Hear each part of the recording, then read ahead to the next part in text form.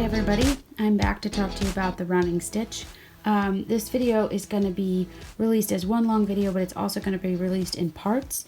So this is the part about the running stitch. And as you can see on my stitch guide, that's purple right here.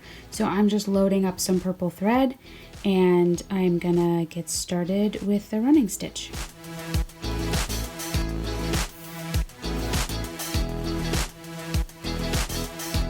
Okay, so you can see the difference between the running stitch is that it looks like an actual perforated line versus the back stitch, which is solid. Now when I'm teaching kids that are between the ages of 6 and I would say 8, this is the stitch that I use the most because it's very simple and it doesn't take a lot. So we're going to go up from the bottom like usual. You always are going to go up from the bottom. You want to hide those knots. You don't want them to be in the front. And when you're working with kids, that's probably the hardest thing for them to understand, is to start from the back. So now we're going to go down from the top, following my line. Down from the top. Now up from the bottom, again, you're going to make a small gap. And you're going to go down from the top. Now I did not go back to fill that line. That's the biggest difference here, is that I'm only going up from the bottom and down from the top in a single direction. I'm not really going back. So as you can see, this purple thread is running down this line as almost like the yellow lines in a road. Dash, dash, dash.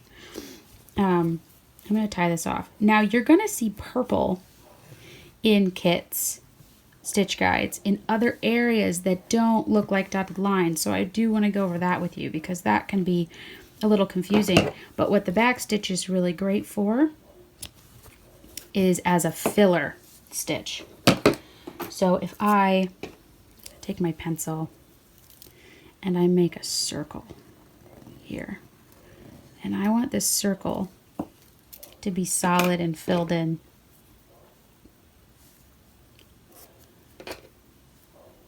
I am going to start on the one side of it, up from the bottom, down from the top on the other side, opposite. Now, I'm going to go back, up from the bottom, down from the top again on the other side, up from the bottom, I'm going back to where we started on the left side, and now down from the top on the right side. And do you see how this is filling? This is how you fill in noses, eyes, legs, letters. It's a really basic way to fill in. I recommend moving in one direction unless you're trying to show texture. The tongue on the golden retriever, you can see in the demo or in the example, it has 2 different directions, and that's because I'm trying to show depth. So it's really great if you're trying to show some type of three-dimensionality. You can use this to go a different direction. But this is basically how you would use this stitch to fill things in, which is what it is used for primarily in a lot of my examples. Now, you also see it as the purple freckles for the Greyhound kit, and I will show you that next. So now, I'm at the end of my circle. See how that's totally filled? I'm going to go to the back, go under some stitches, do it one more time. Okay, cut this off. So, as I mentioned a moment ago, see how these are in purple? So if I wanted to do a section of several dots, this is the stitch you're going to be using as well. So making a knot,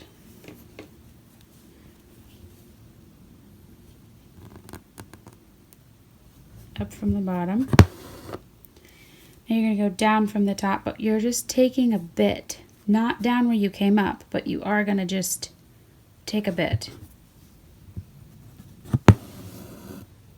See how that's going to make a mark, a small mark. These are just sorry, didn't mean to get out of the frame. A series of small little marks. Now, this is a filling method too. You can make a lot of small little marks in order to fill, or you can use long lines. I would say, would it make your line more than a 1/2 inch long, because it tends to look strange. But this is how you would do dots, polka dots. If you want to add spots to your dog, if your dog has like a brown spot next to his ear, this is a great way to do that. You can add to the pattern. You know, you just take your pencil and draw the shape that you want. Those are the little freckles. So if you can look at this pattern, this is the original pattern, and then this is Indiana, my dog. She has white markings and these dots, and she has a white chest. And so what I did was I added these shapes onto here, and that's not so hard to do. I have another example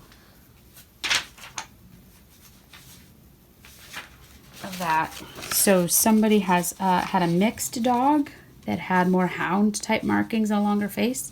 So she asked me to add, so I added the markings that she needed, because her dog is black and brown, almost has Doberman markings with a Labrador face. So you just add them, change it. It's yours. That's the best part about these kits, is that you can make them customizable to look like your dog or your friend's dog, or you can make them purple or green or whatever color you want. So yeah, that's the running stitch in all 3 of its iterations.